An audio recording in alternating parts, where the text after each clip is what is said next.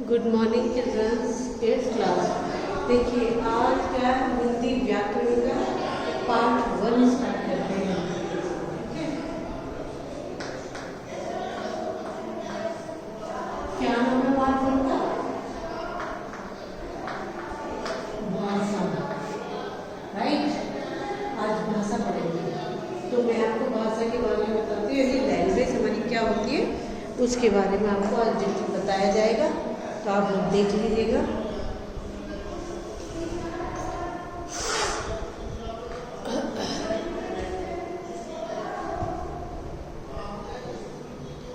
देखिए, प्रिय बालकों, सुनाई दे रहा है ना? प्रिय बालकों, भाषा के संबंध में सामान्य रूप से जानकारी आप पिछली कक्षा में प्राप्त कर चुके हैं। पिछली कक्षा यानी 7th क्लास में। 7 क्यों 6 में भी आपने भाषा के बारे में पढ़ा, इसमें भी पढ़ा, तो आपको जानकारी तो होगी। ठीक है, तो अब आगे देखिए। यहाँ संक्षिप्त रूप से इनकी पुनरावृत्ति करते हुए इनकी प्रसंग में विशेष अधिगम कराने का प्रयास किया जा रहा है। मनुष्य सामाजिक प्राणी है। समाज में रहकर वह अपने विचारों की अभिव्यक्ति करता है। अभिव्यक्ति का सरल तथा शीघ्रतम साधन भाषा है। वैसे संकेतों द्वारा भी हम अपने विचारों की अभिव्यक्ति कर सकते हैं, परंतु वे सुगम तथा शीघ्रतम नहीं है। कभी अमूर्त विषय तथा मानसिक चिंतन को हम संकेतों द्वारा स्पष्ट रूप से व्यक्त नहीं कर सकते। यह भाषा से हमारा आशय है मुख्य यंत्र से निकली हुई ध्वनियों का सार्थक समूह। भाषा विचारों अनुभवों को अभिव्यक्त करने का साधन भाषा है। क्या है? विचारों अनुभवों को अभिव्यक्त करने का साधन भाषा है। भाषा में 4 कार्य होते हैं। कौन कौन से होते हैं? सुनना, बोलना, पढ़ना और लिखना। राइट, कौन कौन से? सुनना, बोलना, पढ़ना और लिखना। ये 4 कार्य हैं भाषा में। इन चारों कार्यों में कुशलता प्राप्त करना भाषा का कार्य है। इन चारों क्रियाओं के द्वारा मनुष्य अपने विचार प्रकट करता है और दूसरों के विचारों को ग्रहण करता है। इनमें 2 मूर्त हैं तो 2 अमूर्त कार्य हैं। 2 कार्य विचारों को आदान ग्रहण करते हैं। 2 कार्य विचारों का प्रदान करते हैं। सुनना मूर्त विचार आदता, पढ़ना मूर्त विचार आदता, बोलना अमूर्त प्रदाता, लिखना मूर्त प्रदाता। ठीक है,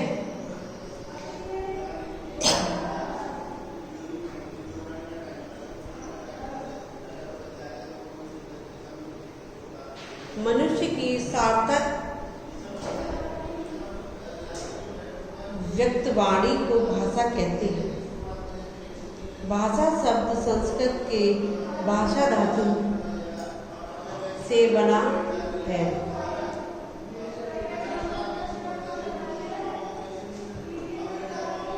इसका अर्थ वाणी को व्यक्त करना है। भाषा क्या है?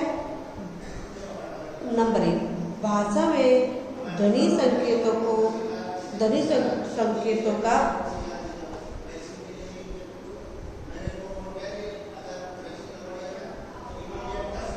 परंपरागत और रूढ़ प्रयोग होता है ना। और नंबर 2 जो है वो क्या कहना चाह रहा है?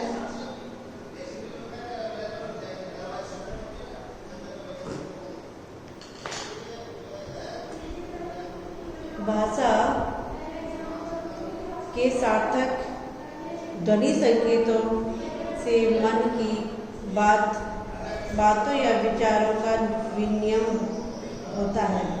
भाषा के ध्वनि संकेत समाज के कार्यों में सहायक होते हैं। हर वर्ग या समाज के ध्वनि संकेत पाने हेतु संकेत अपने होते हैं, वे दूसरों से भिन्न होते हैं, इसीलिए प्रत्येक भाषा एक दूसरे से भिन्न होती है। नंबर 5, भाषा के ध्वनि संकेत उच्चारण अवयवों से वर्णों तथा शब्दों से व्यक्त होते हैं। हर देश की भाषा के 3 रूप मिलते हैं: बोली, विभाषा तथा भाषा। बोली क्षेत्र विशेष में घरों में बोलचाल में आने वाली भाषा बोली कहलाती है। क्या कहलाती है बोली? क्षेत्र विशेष में घरों में बोलचाल में आने वाली भाषा बोली कहलाती है। बोली का क्षेत्र छोटा होता है।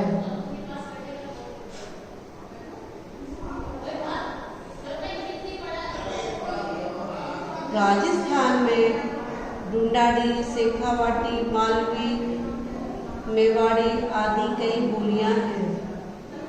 विभाषा बोली की अपेक्षा इसका क्षेत्र बड़ा होता है। प्राय प्रदेश स्तर तक व्यवहार में विभाषा का प्रयोग होता है। ब्रजभाषा, खड़ी बोली, भोजपुरी, राजस्थानी प्राय विभाषा रूप में प्रचलित है। देखिए, मैं आपको बता देती हूँ कि कौन कौन सी भाषाएं कैसे होती हैं।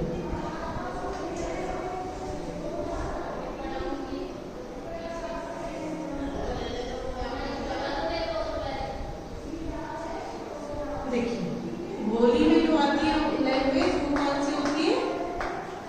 वो देखो,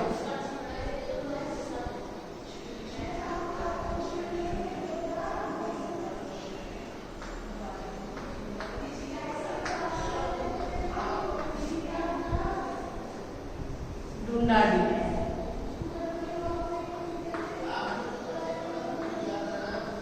शेखावाटी,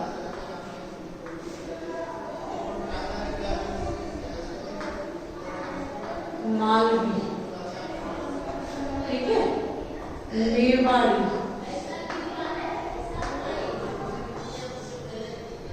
आदि।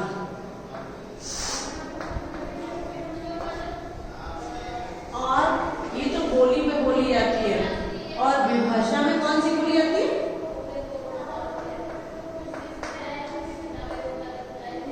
देखिए,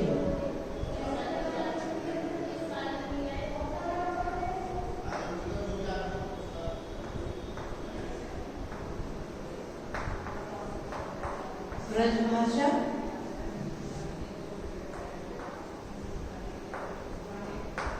खड़ी बोली,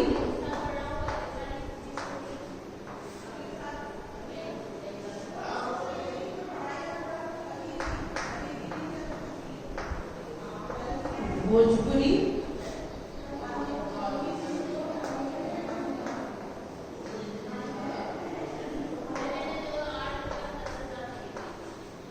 राजस्थानी,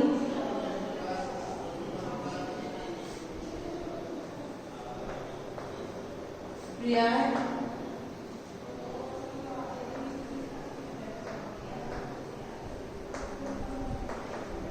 विभाषा के रूप में प्रचलित है। विभाषा के रूप में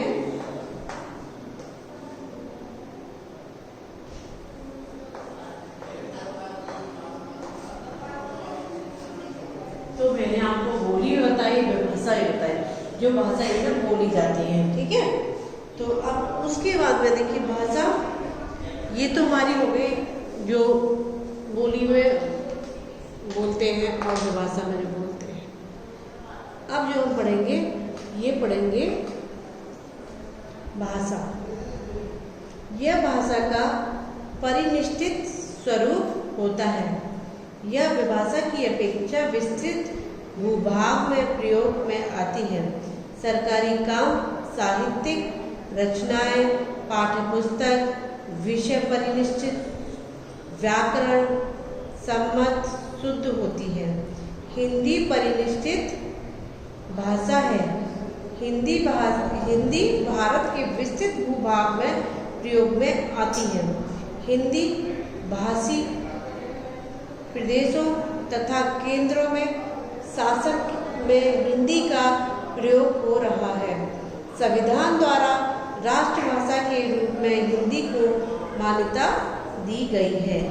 ठीक है। ध्वनि संकेतों को निश्चित आकार में लिखकर व्यक्त किया जाता है। किसको?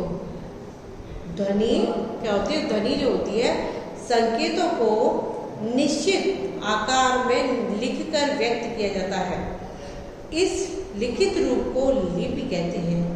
हिंदी की लिपि का नाम नागरी लिपि है। देवनागरी लिपि है, इसमें नागरी लिखा है। इस विश्व की भाषा की लिपि में सर्वाधिक सुंदर है। इसमें शिरोरेखा है। वर्ण सीधे 90 कोण में बनाए जाते हैं। बाएं से दाहिनी और लिखा जाता है। सबसे अधिक विशेष बात यह है कि प्रत्येक ध्वनि के लिए अलग स्वतंत्र लिपि रूप है। जो ध्वनि उच्चारित होती है वही लिखा जाता है। भाषा वाक्यों में मिलकर बनती है। वाक्य सार्थक शब्दों का मेल है और सार्थक शब्दों की रचना ध्वनियों वर्णों के मेल से होती है। ध्वनि भाषा की सबसे छोटी इकाई है। ये हमने जो पढ़ा भाषा का पढ़ा। ठीक है। तो इसमें देखिए भाषा में बहुत सारी चीज़ें आ गई। अब आपकी समझ में क्या क्या आया, आपने क्या क्या समझने की कोशिश की, आई डोंट। बाकी मैंने समझाया बहुत कुछ। जो भाषाएं जो बोली जाती है वो भी बता दी, विभाषा जो बोली जाती है वो भी मैंने आपको बोर्ड पे बताई। ठीक है। और जो भाषा हमारी होती है वो क्या, जैसे सरकारी साहित्य कामों में इनका प्रयोग होता है ना।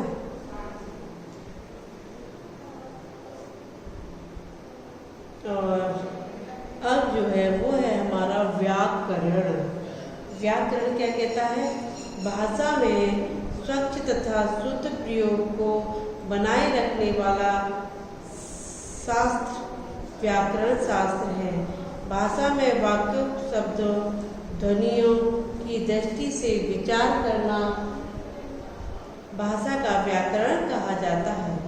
व्याकरण ही भाषा के प्रयोग की शुद्धता या अशुद्धता का बोध कराती है।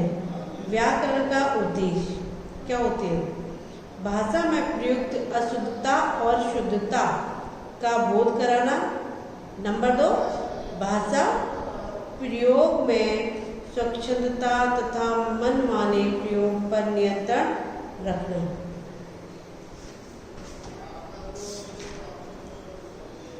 ठीक है। फिर नंबर 3 है भाषा में आने वाली त्रुटियां, अशुद्ध प्रयोग का बोध कराना और उन पर रोक लगाना। नंबर 4 है भाषा के अर्थ रूप की प्रस्तुति तथा उनको बनाए रखना। परिभाषा देखिए, भाषा की व्याकरण की परिभाषा है ये। व्याकरण की परिभाषा बताऊंगी, आप लोग ध्यान से सुनिएगा। किसी भाषा को शुद्ध बोलने, पढ़ने तथा लिखने का बोध कराने वाले शास्त्र को व्याकरण कहते हैं। व्याकरण भाषा की नियमावली है। व्याकरण के विभाग यानी वेद अनुरूप व्याकरण के 3 विभाग होते हैं। वर्ण विभाग, शब्द विभाग और वाक्य विचार, इनको मैं कल आपको बोर्ड पे लिख के आपको बताऊंगा। ठीक है, चलिए okay bye, take care, read कर लीजिएगा।